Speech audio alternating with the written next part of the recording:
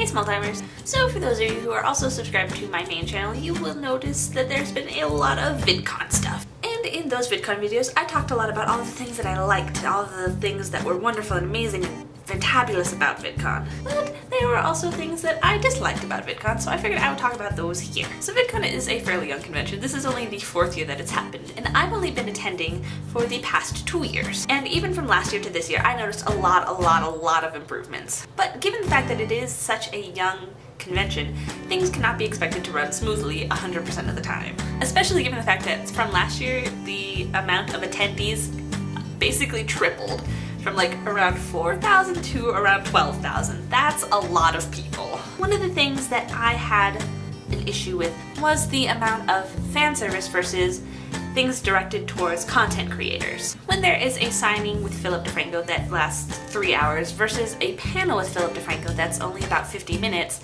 that seems a little imbalanced in favor of the fans rather than the content creators. And to be fair, I don't really know what you can do about that. There's lots of things going on, there's lots of different panels with different people on them, lots and lots of different things happening, and it's hard to find a proper balance, I'm sure. I am not a convention planner for a reason.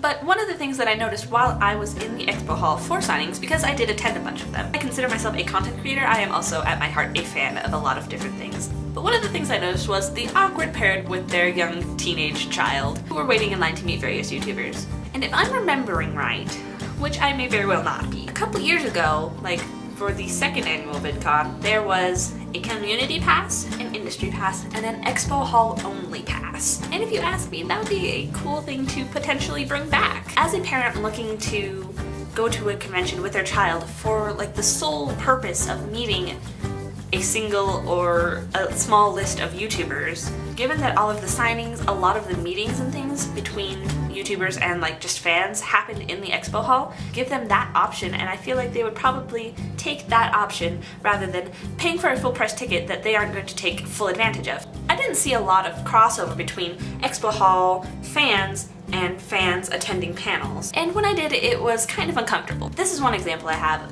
I went to the Annoying Orange meetup. For the first half of the panel, it was just the Annoying Orange people.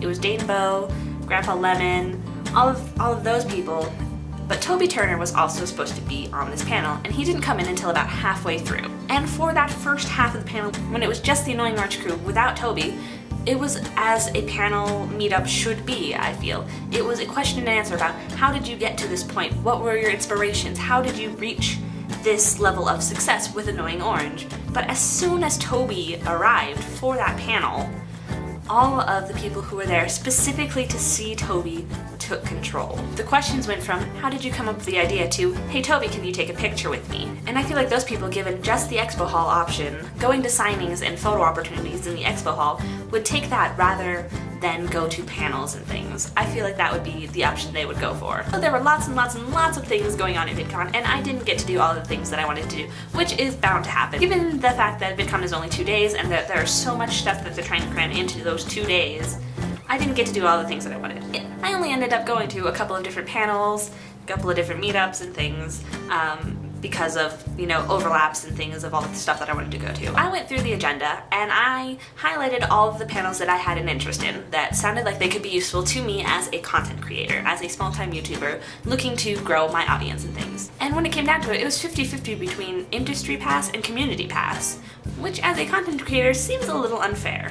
The industry pass, in my understanding, is for people who are looking at YouTube as a business, looking at it in ways that they can help increase the amount of money that they're making, increase their product distribution, all of these varying factors.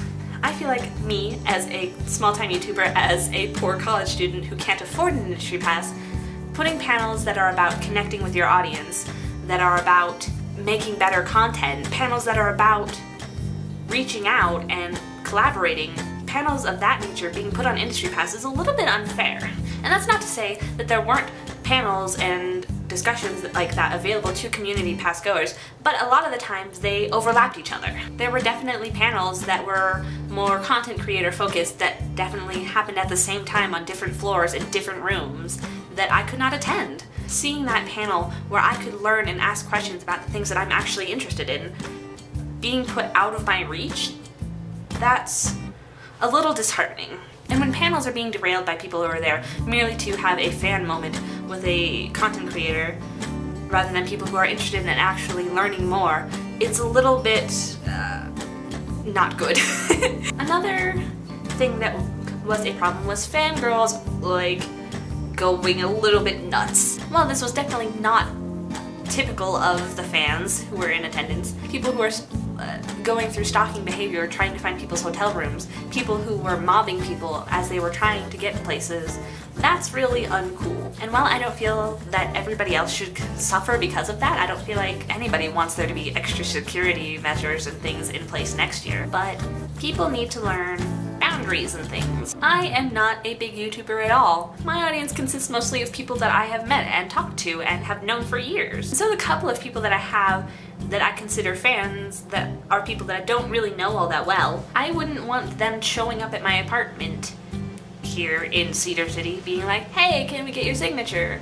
Or, you know, randomly stalking me as I go from one panel to the next. I wouldn't want that to happen at all. And while yes, VidCon is there for us, for the fans, for the content creators, if we as the fans, as the content creators, don't respect the boundaries that are in place, it won't be there. VidCon is a friendly, welcoming, sharing environment. That's what YouTube is all about. It's about making connections with people, and if people continue to disrespect that, we're not going to be able to make connections. So yeah, those are just some of the thoughts that I had on things that were not like 100% positive about VidCon. So anyway, I'm Cassie, and we small timers gotta stick together. I'll see you soon. Small time for the win.